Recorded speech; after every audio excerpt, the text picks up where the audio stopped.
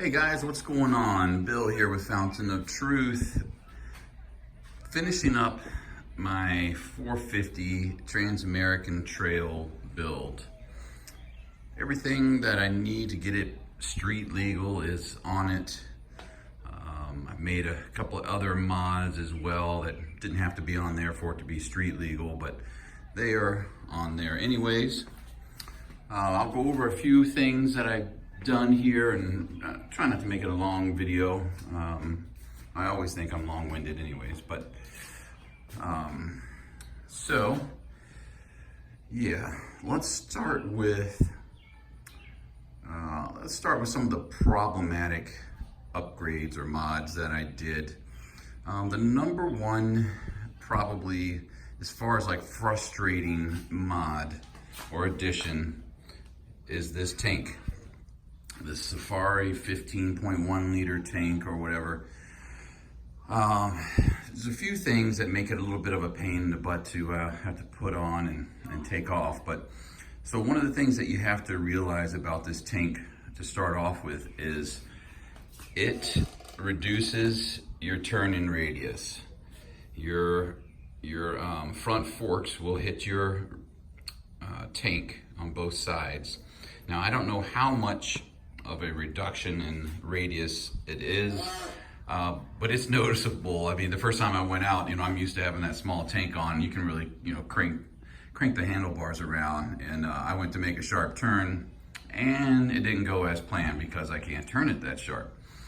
But I didn't crash or anything, but it definitely caught me by surprise. Another thing to remember is your air filter is underneath. So every time you want to change or clean your air filter, you got to take this tank off, which means you got to take the seat off, and you're going to have to take off the graphics or the whatever the hell those are, the fairings or whatever, plastics. So one of the things that I did to help alleviate that, because that's going to be a pain. Well, and if anyone has this bolt that goes in here, it's not in there now because this is my new idea. But that bolt that they send with this tank is a serious pain in the ass to get in and out. I don't know if they've got the wrong thread or something, but I broke two bolts off inside the frame nut. Okay, it's a welded on frame nut, and let me tell you about a pain in the ass, okay? So I did that one going in. Well, then, wasn't too long after that, like maybe the next day, this bolt over here I was taking out, and it freaking reamed off. So I said enough of that happy horse shit. I'm not going through that again. And also I don't want to have to deal with taking this guy off every time. So I got these locking pins, okay? I'm not gonna take it out because there's a couple of spacers behind here, but you know how these work. You just push the button, push in, or to pull out, and then when you wanna push it in, once the ball locks from the inside, that pops out like it just did, and you're good to go, okay? She's not going anywhere unless I want her to. And I'm gonna push that. It's got a little hole right here. I'm gonna eventually just get a little tether for it, probably run it right down to here, just, in case it pops out, which I don't know if it will or will not. My knees do rest on it while I'm riding. If I was on the track, that would be a problem because I'm constantly hugging, squeezing my tank or my bike with my legs. When I'm going to be doing trail riding or dual sport riding or whatever, I'm not hugging the tanks. My legs are off some, so it's not that big of a deal. Now, granted, if they had made a more low profile one, okay, that right there is about 3/4 of an inch. I can push it in just a little bit. If they had made a lower profile one, I would have gotten it.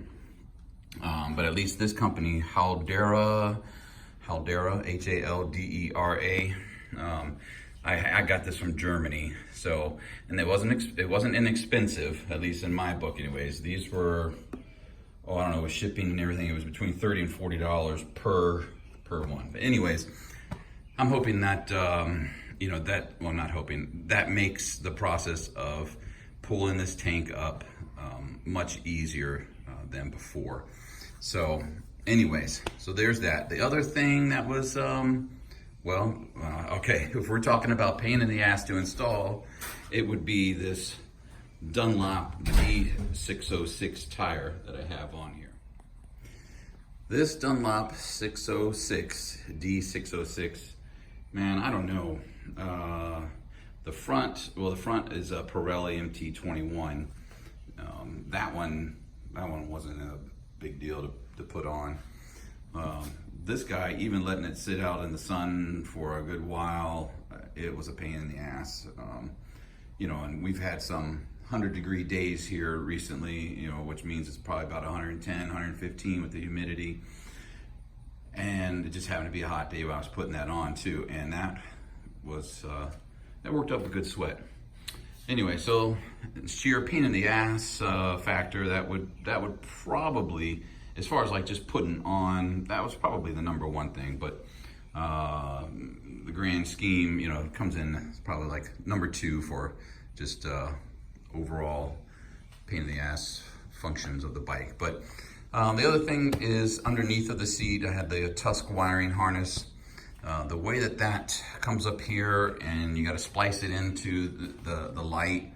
Instructions aren't very clear, but I tell you, I worked with, so this is a Baja Designs light. I had the Tusk wiring harness, and I can't give enough props to the guys at Tusk, or Rocky Mountain ATV, I'm sorry, and Baja Designs for helping me figure this out and get through it, because the wiring, listen, if I have to rebuild an engine, that's one thing. I probably don't like to do it or want to do it, but I can. But you get me looking at wiring diagrams, that just doesn't mix with me. I might as well have two left thumbs, and I don't know, I go cross-eyed and I can't figure shit out. Those guys stayed with me the whole time. I mean, a couple of weeks of going through some of the issues I was having. It might even been more than a couple of weeks. They even talked to each other. They called each other. Two different people from two different companies talking to each other outside of our discussions to help me out. I don't know what you guys think, but that freaking blows me away. Anyways, I was very impressed. So anyways, it was just a little sketchy, you know, getting the wiring harness under there and getting it connected to the headlight. And just the way that to get that working with the headlight, it was finicky. I had to do some splicing, and that's not my strong point. And so anyways, those guys were great. Those were really the only other, it involved wiring again, was this tail light by 12 O'Clock Labs, which I love. It's got an integrated turn signals for left and right. It has a flashing brake light. When you first put on your brake, it'll flash 3, 4, 5 times real fast, and then stay on. I had a little issue with figuring out the wiring of that. Those guys, they were great again. I mean, all these companies that I work with were so willing to help me out. He was even willing to help me out with the Baja Design stuff, and the Tusk wiring harness if I needed it. So it was great. But yeah, so we got that done, and everything else was pretty simple. So I've got the seat concepts. This is a comfort seat by Seat Concepts. I have a Baja Works tinted. So I've got a Seat Concepts comfort seat that works great so far. I really haven't ridden it much. I've got a Baja Works tinted fairing or windshield. I've already went over the Baja Designs XL Pro headlight. I'll fire this up here in just a few minutes. Double take adventure mirrors. This is just a little 12 volt charger, car charger, so I can put in a USB. This is actually a mountain bike extra handlebar thingy. I don't know what you call it, but anyways, I'm running out of space here on my bar, and I still need to get probably my phone and my GPS unit on there.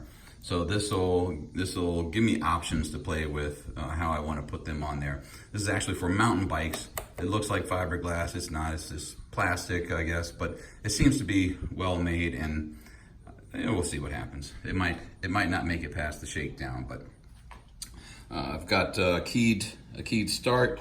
There's little issues with that, but it does work. But the thing is, right now there's a circuit open somewhere, because even with it off, if I hit the ignition button, pow, it blows a freaking fuse. So something's being held open somewhere, and I'm not really gonna worry about that right now. Actually, I'm not gonna worry about that at all. I'm gonna let the dealer worry about that, because I'm done looking at electrical stuff on this bike. Anyways, looking down here, we've got, I've got a primary drive 14 tooth front sprocket. Got a DID gold 520 chain. Got a primary drive 47 tooth sprocket. I've got a hammerhead shift, that's extended shift. It's about 20 millimeters longer than normal. Got a Pirelli MT21 front tire, Dunlop D606 rear tire, and what else? I put on a different Tusk anodized aluminum brake pedal. I'm probably going to add on a little rear master cylinder guard. I just try to add as much protection as I can, but I think that, and I've got the Enduro Engineering bash plate, which I love. Works great, looks great, adds a lot of protection. I will end up adding radiator guards. That will probably be one of the next things that I add on here. But I just want to make sure that I'm not going to hit some rocks and it's going to knock something off or whatever, and I'm going to be left out in the middle of nowhere with something bad happen, or a bike that won't function. I'll have a brake rotor guards for the front and the back.